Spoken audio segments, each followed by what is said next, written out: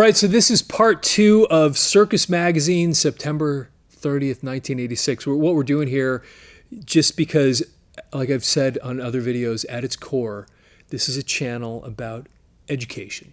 And so we're going back and talking about all the details and interesting things about some of these performers and bands. And it's really interesting to go back and look at this stuff.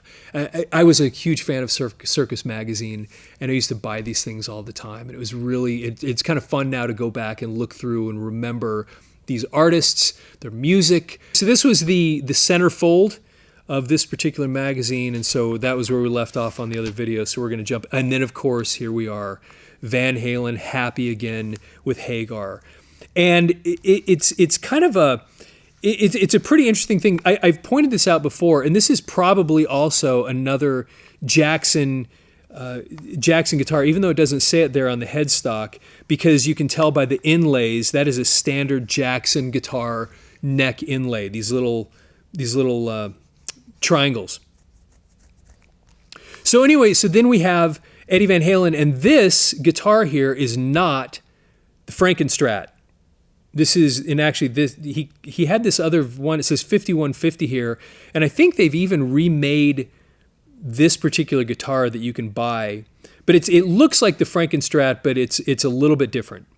And anyway, he put that little 5150 on there for this guitar. Let's see, let's keep going here. And there we go. Now we have Michael Anthony, Eddie Van Halen. I'll be honest with you, I was, and he's playing an Area Pro 2. I actually have right there on the wall in the studio here, we have an Area Pro 2, not a bass, but a guitar. My first guitar, my first really good guitar that my dad bought for me was an Area Pro 2. And anyway, I saw them on that last tour where Michael Anthony wasn't with them, which was a little disappointing because I actually love Michael Anthony. I think he's such a cool character. He's, anyway, just a really cool guy. And so anyway, here's Sammy Hagar again. And Sammy Hagar, he was actually a really good guitarist in his own right. And so it was kind of an interesting change to see the band. I didn't like the headset microphone. For me, when I'm watching a live band, there's something about that relationship with that microphone, the way, the interplay, the running back and forth from the microphone. When Sammy Hagar did this thing where he was wearing the headset microphone, to me a little bit, it kind of took away from the energy of the thing. I always liked the interplay between a band and the microphones on stands. I don't know what it was. I kind of always thought that was kind of a cool thing. But I mean, he's not the only one that did it. Ted Nugent's done it, and other people have done this thing. But anyway, just one of the things that he introduced, and that's what he did. So here's another picture of Eddie Van Halen. This is not the Frankenstrat. This is a variation. It says he put that little 5150 down there. Okay, and now we have Ozzy, and of course, there's Jakey Lee. Jakey Lee was...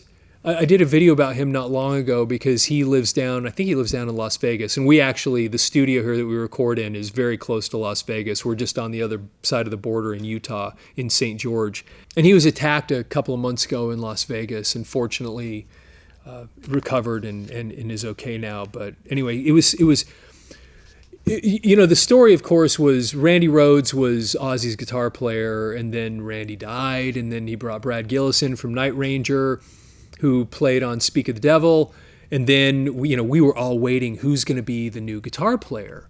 And then this whole guy that we'd never heard of before, Jakey Lee, who I believe prior to this had been in Rough Cut, who I loved Rough Cut. And anyway, he ended up playing. He was on Bark at the Moon was the first one, and then The Ultimate Sin, and he was just great. I mean, he's actually a really, really great guitar player. And then there's Phil Soussan, who's playing the bass, and then here's another picture of Ozzy, and then and Jakey Lee, of course, and then here's another picture of Jake right there, another picture of Ozzy. Man, this stuff is so interesting looking back at this. So cool. Oh, and then did I skip a page? Yes, I did. Oh yeah, and then Randy Castillo. Randy Castillo, he died like 20 years ago or something. He actually played for a short period of time with Motley Crue. Tommy Lee left the band for a short while, and Randy Castillo was there. Look at this, T-shirts and jerseys you can order.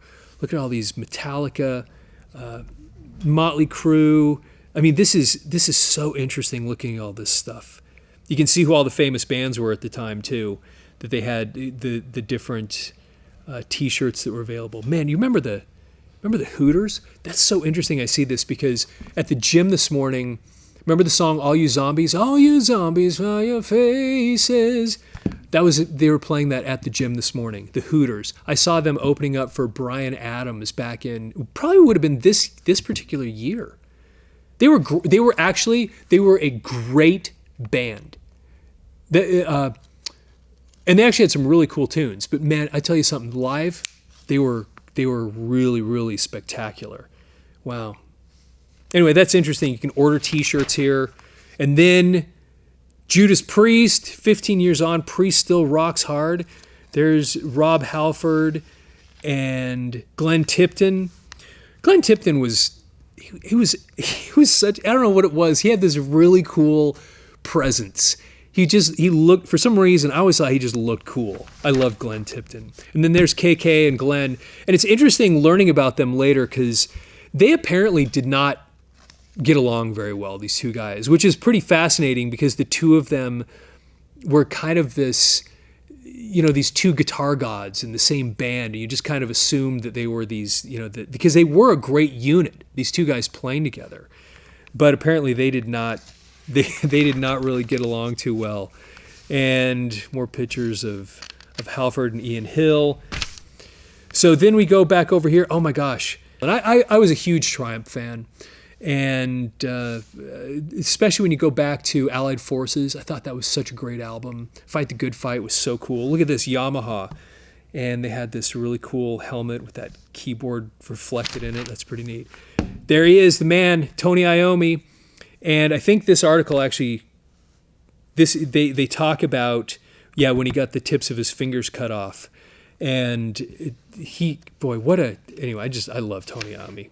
He was so cool, so amazing. And then we go over here, and then there's Carmine Appice. And I forgot about that he was the guy that wrote this article in here for Circus Magazine. And they're talking about Wasp in this case. And then let's see here, more things about drums. It is interesting looking back at this now and thinking about all the different, how frequently, look at this, another advertisement for a bass.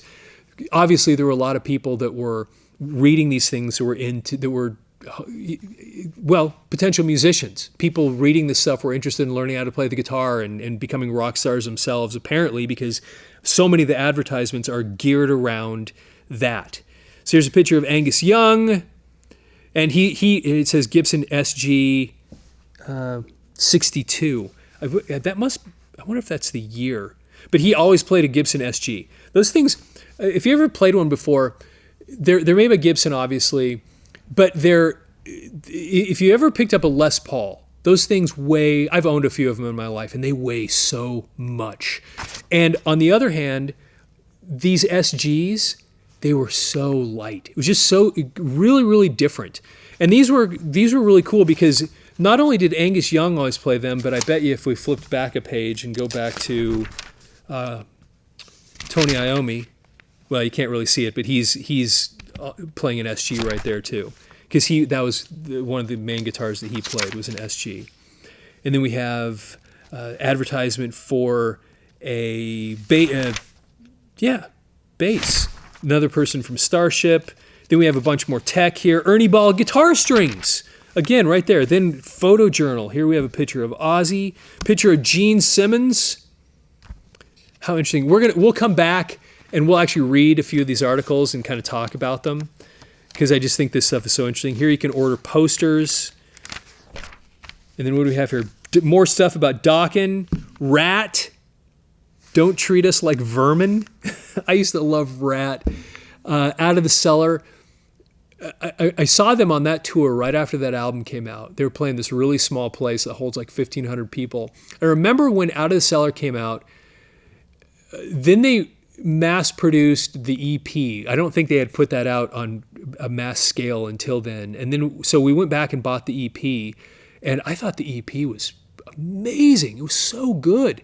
And they were really good, just songwriters. They had just these catchy tunes. And Stephen Pearcy largely was the guy that was responsible for that. He just had this, he actually was really good buddies with Eddie Van Halen. Matter of fact, the reason that he and Eddie Van Halen became buddies is because they were both kind of guitar guys. And anyway, it's kind of an interesting thing. So there's Metallica, Bon Jovi. Then we go here. Now we're talking about movies. Big Trouble in Little China. Aliens. Aliens came out then. This is so interesting. About last night. And then rock videos and books direct from Circus. Check this out. You can buy videos and books. There's Alice Cooper, Bon Jovi, Wasp, AC/DC, Ozzy, Rainbow, Jimi Hendrix, Led Zeppelin. Who is that? Oh, sorry, I couldn't read it. It's too small. My eyes. Iron Maiden, Rush, Dio, and dang it, again. Oh, it just says various artists. Wow. Look at this, Metal by Mail. What does that even mean? Looks like you can buy records or something. God, if anybody ever did that, did Metal by Mail, put it in the notes. Be interesting to learn about. And then here's Jimmy Page. Page teams with Box of Frogs. Full Circle with the Moody Blues. The Box of Frogs was the guys from Yardbirds. Some of them got back together and put this group together temporarily, called Box of Frogs. Moody Blues. This is interesting. Justin Hayward. The Other Side of Life. This would have been the one that had Wildest Dreams. Moody Blues, they were, I don't know. I have a whole bunch of their records. I kind of like them, and some of their stuff's good, and some of it I don't love so much. I met Mike Pinder, who was the keyboard player. He's one of the people that really made the Mellotron famous. Mike Pinder with the Moody Blues, because they use that stuff a lot. And then here's Kevin DuBrogan, The Animals, and actually I just passed over something. Metal, The Only Way You Want It, Medal of Honor, Quick, Megaforce Worldwide. What is this? Is this just an advertisement for a record label? Is that all this is? I don't know what the point of this ad is. If you have any ideas or thoughts, I would love to hear them. Then we have Kevin DuBrow, like I said there, flipping through. And then we have Classifieds. Classifieds in the back of the Circus Magazine. And then I remember Lou O'Neill Jr., I have no idea who this guy is. I remember seeing his picture with that round head, hair, whatever that is, the way they'd cut him out for this magazine. And you'd always see in these pictures, you'd always see him in one of the pictures. That was pretty common. He's with John Entwistle there, who's obviously with The Who. There's Ronnie James Dio at the Garden. So in Ronnie James Dio's book, they start out the book with a reference to him playing Madison Square Garden. And if you haven't read the book, I'll just tell you one thing, that to him was the pinnacle of his entire career when he headlined the Garden by himself, because he'd played Madison Square Garden with Black Sabbath, and I think he might have even played it with Rainbow. But when he actually got big enough as a solo artist, as Dio, the band Dio, that to him, and he told his wife that this was the most important thing, and he felt like that he could die happy at that point, having been able to play and headline Madison Square Garden by himself. His own art, his own music. I really loved Ronnie James Dio. And there's Peter Gabriel. And then, I don't know how you say Takamine, I don't know. Anyway, but they make pretty good guitars. It's not bad stuff. Anyway, so there's another ad for a guitar. Then you get to the back, and there he is again. Eddie Van Halen.